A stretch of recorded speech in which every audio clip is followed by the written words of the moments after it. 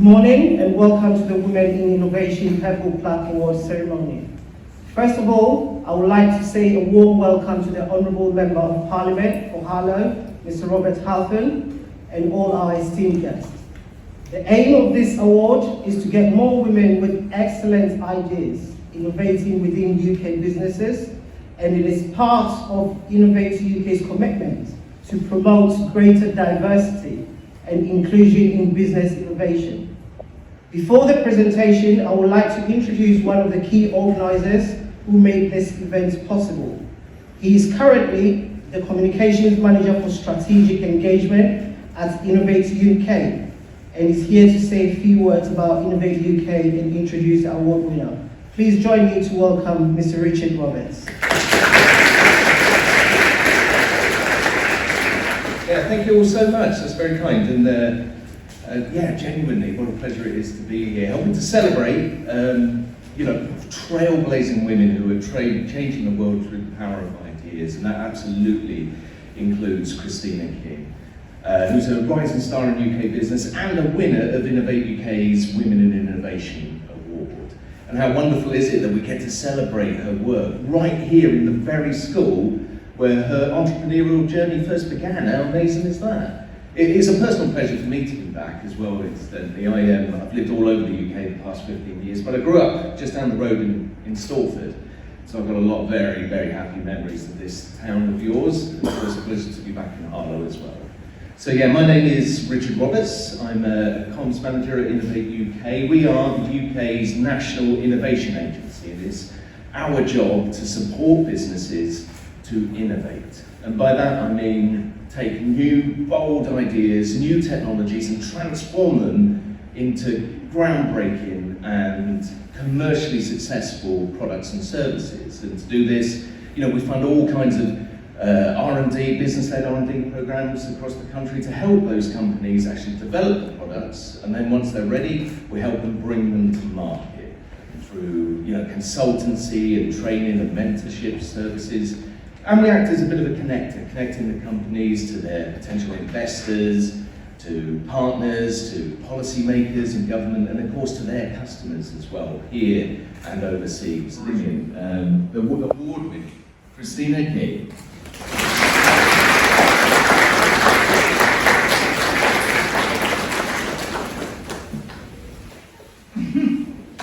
Hi, everyone. It's been a long time since I've come to this school. I'm just going to put my slides on in front of me just so I don't have to keep looking back as well.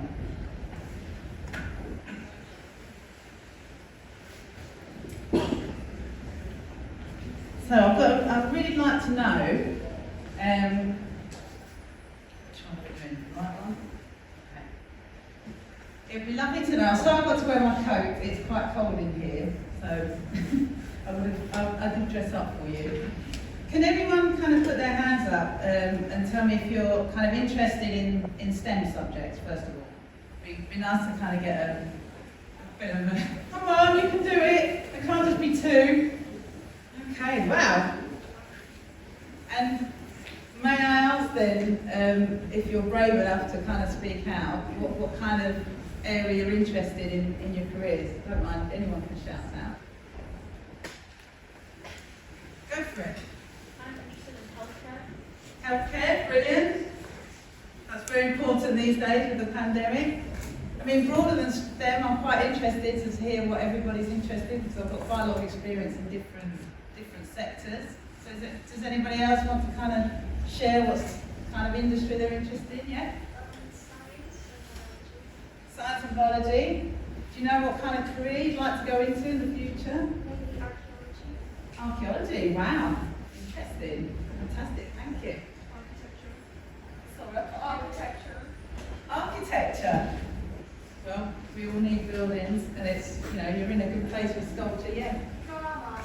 Drama. My daughter's very interested in drama. I've got a 14-year-old. She's very into art and drama, and it's amazing. And actually, the skills you get with drama will serve you for life, whatever career you go into, because you get used to kind of communicating with people, really projecting what you're about. So, thank you for sharing. I know it's always a bit nerve-wracking to kind of talk out in front of people.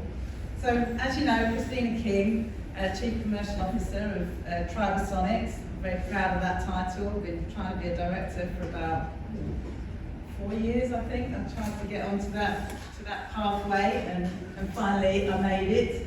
But who am I, and why am I here?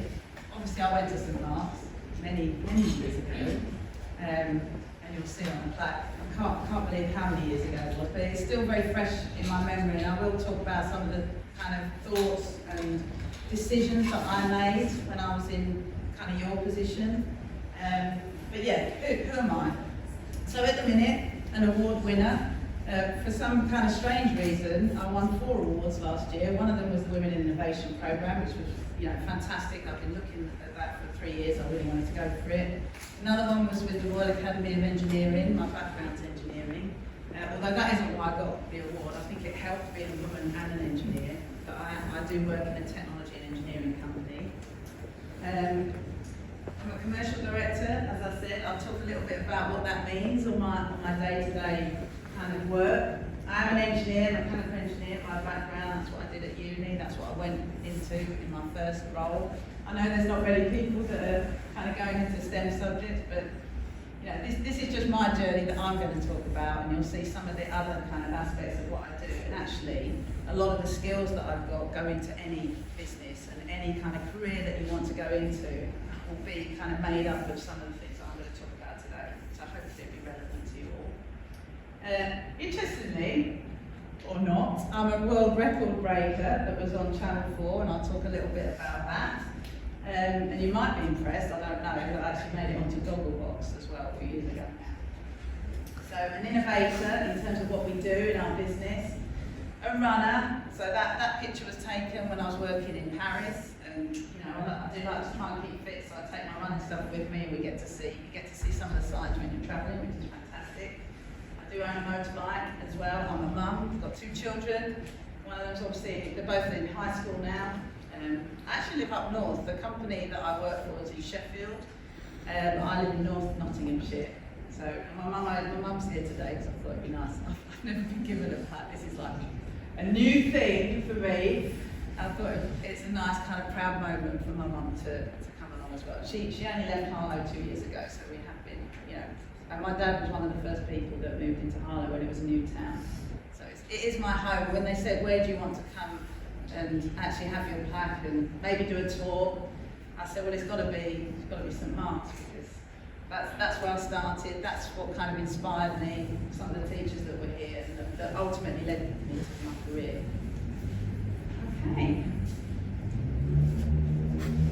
Thought it might be nice to show you that I do have a motorbike, and it is a big motorbike. So is anyone into motorbikes at all? Anybody? Oh, Megan, nice. Couple of them. Thank you. So my dad had a motorbike. I was quite interested to have fun. I must say that when Richard was talking about role models, I had no one. There was no one that came to talk to me at school and kind of showed me what potential there was for the future, what I could do in technology or engineering. There was nothing like that for me. I just kind of looked at what was around me. I always wanted to kind of try new things and see what my parents did, and one of those things was buying food, which I love. So she has no limits. This was another award that I went for that I didn't get, but that's okay, because it was all about championing women, and it's all about trying to really present yourself as a brand to your market and actually talk about what you're about to either people that you're going to work with, potential customers, maybe your new job. When you go for jobs, especially now, people will check out your social media and look at your LinkedIn, maybe look at your Twitter, maybe look at TikTok, lots of different areas, and you've really got to think when you get a bit older, how are you presenting yourself for the future, and what kind of things do you want to kind of get across. If you're into drama, for example, how do you show those types of skills that are out there in the market? So this is about kind of having no limits. I wasn't the best student in the school, by far. I was in top set for everything, but I see now my children aren't in top set. I think it's a very different world these days, and it's a lot harder to get into the top sets. I was actually put down a set about 6 months before the final exams for GCSEs in science. My mum was my champion. She came in and had a good shout at the teacher because they put me down a set, which means I could have only got a C, for example. But you know, my mum was there to champion me and say, no, I don't think it's right. She's got 6 months to really kind of. I hadn't got a double D in the mocks, so I didn't work very hard, clearly. But you know, it was the shock I needed to actually put the work in and think, no, I can do this, and I can show him that I can kind of make the effort and get a better mark. So thankfully I did get a double B, not an A, but it was okay. It was enough to kind of get me into my A levels. So, you know, this is looking about, you know, interest in kind of technology, STEM, but also marketing, HR. I work in technology, but I work with lots of people from different disciplines. People with finance backgrounds, people with English backgrounds who go into marketing. It really doesn't matter. If you've got a passion for the subject or the industry or changing the world and making things sustainable, you can really go into any of those industries with any of those types of skills because they want people that are passionate and work hard. So, on to the next one. So, you know, so who am I? I do believe in the technology that we do sensing technology, which I'll talk a little bit about in a minute. We're a small company of 30 people, but we really believe that we can change the world because all our customers that we work with are big corporates that have got global kind of presence across the world, and they kind of use a lot of energy and they waste a lot of materials and they produce a lot of things. And we can help them measure some of those things and make some of those savings. So our innovation in our technology can be scaled through those businesses that we work with and actually make those changes. And we're quite proud of that. We are already doing that in some industries that we work with. We work with a large company called Engel, and they make injection molding machines. So everybody's heard of Lego, so they make the machines that make Lego. So they've got 40% of their market, and we're partnering with them. And one of the things that we do with them is, so they're big injection molding machines, they've got a screw and barrel, they push the polymer through, the plastic through to make the bricks, and that all that system gets warm inside. So we've got some technology with our sensing technology that sends the wave in from the outside without interfering with the machine, and it can tell them up to half the thickness of a human hair how much that's warm. So really interesting. And they invited us to be on their stand. And this stand, it had machines, robotics moving. They had a bar upstairs with Engel beer. This was in Germany, and it was just incredible. I've never seen anything like it. And I'm pleased to say, because it was a big plastic show, that the big kind of message was about waste, recycling, and sustainability for the future. One of the other things that I get to do is do communication, so be in the spotlight, if you like. So some of that I've done in my previous role when I worked for a university, but I also have to do that this was some of the filming that we did for Innovate UK to really kind of go on this kind of campaign to show other women that, you know, you can innovate. And they aren't all engineers or technologists, they're people that are on this programme, which is fantastic.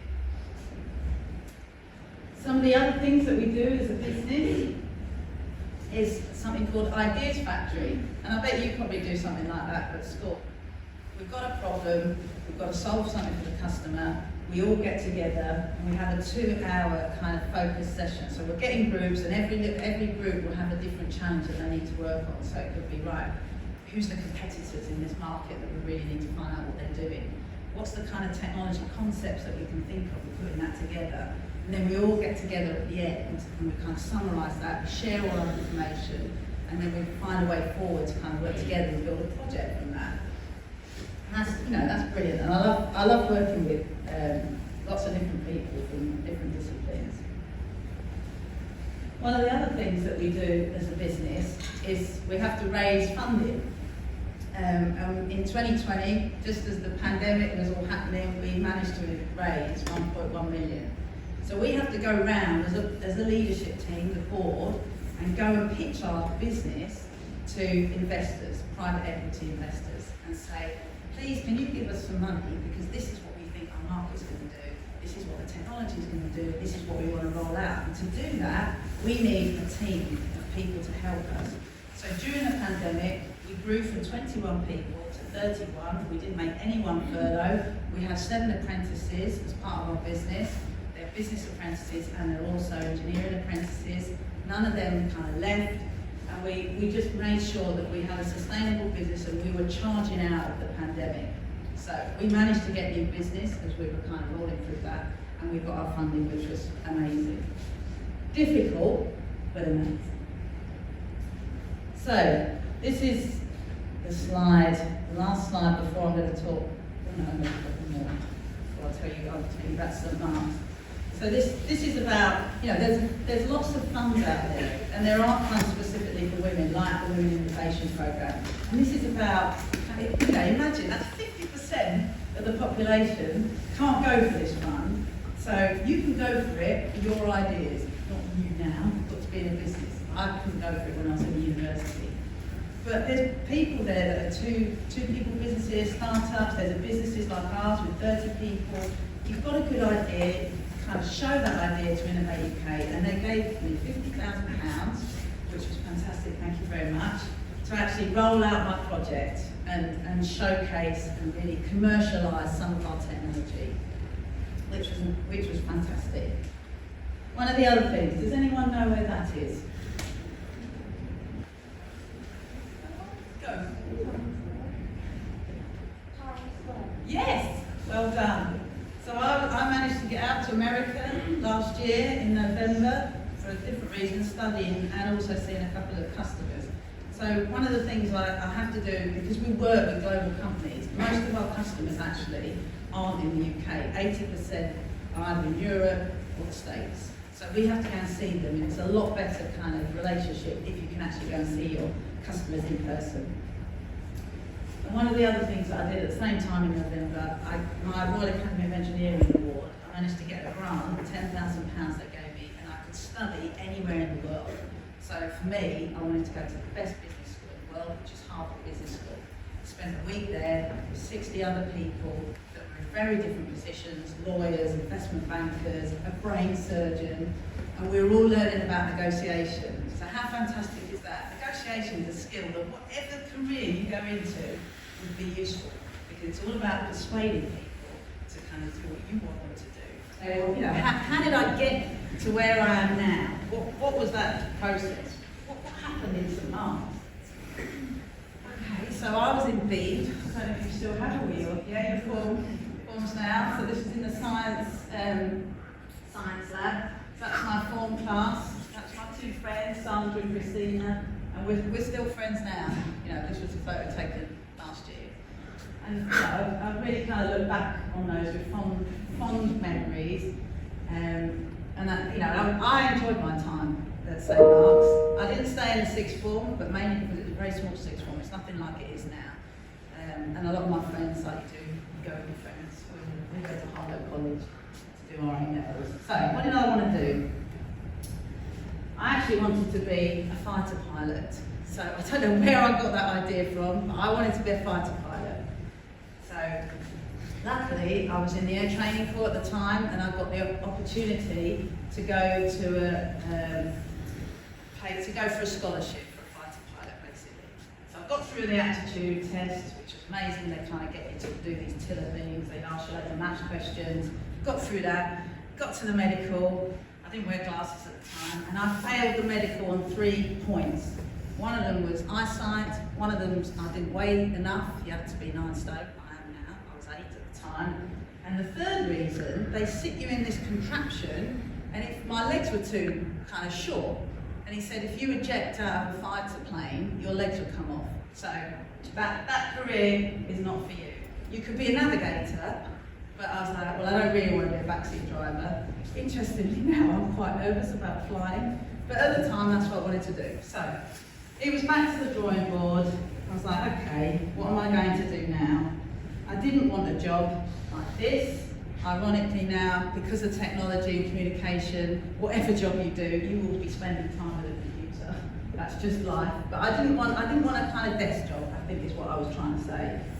And I had a lovely, my form teacher was a chemistry teacher, Mr. Whitfield. I don't know if anybody remembers him. He was lovely, and I was like, well, I don't know what to do. I'm quite good at maths or at science. He said, well, have you thought about engineering? I thought, okay, engineering sounds interesting. I didn't know what type to do, but I knew I had to do A-levels in maths and physics, so that was fine. But I also wanted to do art and English literature. So when I went to the college, they were like, well, no one wants to do that combination, so you can't do art because there's no facilitated way we can make that timetable work. Okay, so I did English literature as my third A-level.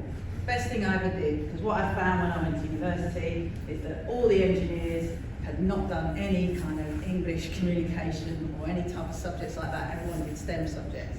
So it's the best decision I made because I got to be able to write reports, communicate kind of things through blogs, things like that that's kind of really helped me. So that's what I did. When I did my A-levels, I must say though, just one thing, and this is really kind of important. People will always tell me no. So I remember in this very hall, we had mock interviews, and I had an RAF guy, before I went for the scholarship, had an RAF guy come in. He said, what do you want to do? I want to be a fighter pilot. He says, oh, okay. He says, oh, I see you play music, because I play the trumpet, still do sometimes. He said, why, have you thought about joining the band in the RAF? And I'm thinking back now, I told him I wanted to be a fighter pilot, and he thinks I need to join the band. So, you know, people could be, you know, swayed by that. I wasn't, but I just think it's, you know, a lot of people have told me during my career, you can't do that, or that's not right, or if that doesn't suit you, or whatever it is. You've got to really kind of follow your passion and find out, kind of really stick to your guns of what you want to do. So, off I went to uni and did Mech Eng. And the reason I show this slide, so these are 4 of my friends, and this is what they all ended up doing. So one's an MP, if you know. One's a boiler engineer at Drax. One's an airline pilot, and the other person's a maths teacher. So all these people that did mechanical engineering at uni, you know, it doesn't mean, whatever degree you do, it doesn't mean you have to do that discipline. I'm not a mechanical engineer now, I'm a commercial director, totally different really. But it gave me options, it kept my options open, and it kept their options open as well. And by the way, there's 2 women and two men in that group. So I went to uni, 4 years, thin sandwich. When I left uni, I worked for a company called Vickers Defence Systems, and they make main battle tanks, so Challenger 2 battle tanks. And he tries to break world records. And I worked at the university at the time, I was a business development manager, and this TV company approached us and said, we want to break a record for a gravity racer, which is a motorless vehicle, just push it down a slope, and you kind of get to a high speed. We had to we had to go past 84 miles per hour in a car with no engine. So we had to take this gravity racer. We had to design and build this. It was a team of 4. So the 2 other girls there, Alice and Heather, myself and Terry. And we had to design and build this. And we had to take it to France. And by the way, we had to do this in 4 months with a limited budget. And it's a whole different thing when you're doing a TV programme, because they want to show a certain aspect of what you're doing, and it's all very exciting. And we're like, God, that's not enough money, and how are we going to do it? But we did it, and we went out there. And actually, most of the things that he did with other universities and other kind of teams, he didn't break the record. The programme was just all about trying and failing. But with ours, we're very proud to say that we did break the record on run 12. So we've got, I think you can just see, 85.612 miles per hour. One of the rules that you also had to do, so Guy Martin, he's a road racer anyway, he went down, you've got to have a controlled stop. So they time it between 100 metres, so that's the record bit, and then you've got to come to a controlled stop. You can't just crash it at the end. So after our 12th run, we had 1 more run to do because we had to shut the road and everything. We were like, okay, let's throw everything at it. We threw all our engineering knowledge out of our heads and thought, right, let's change loads of things because it's our last run and see if we can really smash it. Yeah, and then that was when, that's when this happened. So this is why we got onto Gogglebox, because obviously, I mean, the director thought, all his kind of dreams had come together. Obviously, when we knew he was safe, he was like, great, this makes great TV. So he did break the record. We went like to 90 miles per hour, but they don't count that because he didn't have a controlled stop, and there was a massive crash, and it was quite frightening at the time. But things go wrong, and it was run number 13 as well. Things go wrong, but you pick yourself up. It was all kind of shown to millions of people on Channel 4, and we were all sitting there watching it because we hadn't seen it to see how that was going to come out. But one of the key things that I've learned, and I'm still learning, confidence is a superpower. When I'm confident, I can absolutely do everything. I go and talk to customers, I feel on fire, it's like magic happens. When confidence isn't there, you start doubting yourself, the fears come in, I can't do this, I'm not good at my job, you know, and I still have thoughts like that now. Everybody does, that's normal. But if you can kind of recognise that and be confident in yourself and your ability, it will set your careers alight, whatever you do, believe me. Mind mapping, I had to mention that. I got taught it 3 times. I only really took it on when I did my masters, and I went from a good student. I was never kind of outstanding, but in my masters, my business degree, I got distinctions. I've never got distinctions before, because the memory recall that you can have doing mind mapping, it will change how you kind of do exams. It's brilliant, and revision. Be open to new opportunities and experiences. You know, it's fantastic. I don't know if you're all forced to come here, but you know, even if you're not kind of going into a STEM subject, it really doesn't matter. It's nice to just be open, meet new people, see about their careers. The more you learn, and the more you're open to new things, you know, the more you can discover things. There's going to be jobs when you get older that don't even exist now. You know, so be open to that. What is out there that I can do? Energy, persistence, and enthusiasm does absolutely go a long way.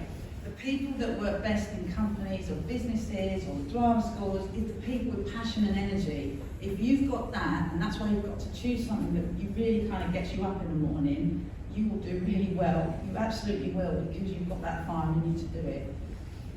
Build your network of trusted mentors and role models. You know, it's really easy now to reach out to people. I reach out to CEOs of big corporates and I'll say, can I connect with you? Because I think we've got something to talk about. I have some small business in Sheffield, but they do. And I do actually talk to people like that. You've just got to try and connect with some of these people. Talk to them and ask lots of questions. It's all about the questions. And I hope you have got some questions for me. And I don't mind what questions you ask. Find your passion and dream big. It's all about that. And if you believe, anything is possible. So thank you very much.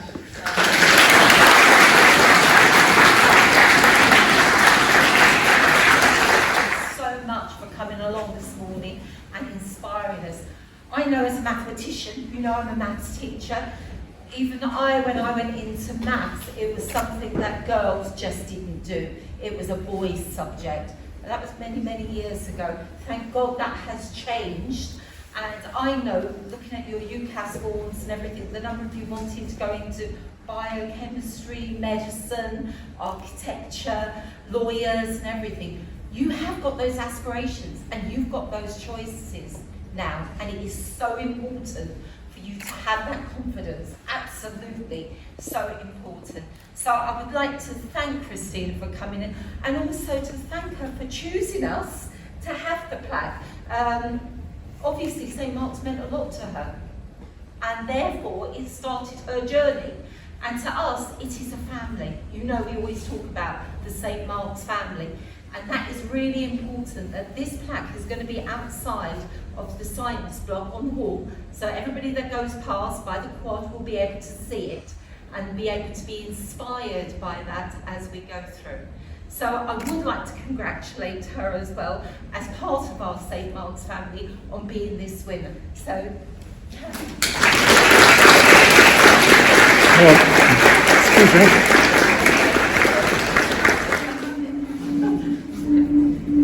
Lovely looking this way.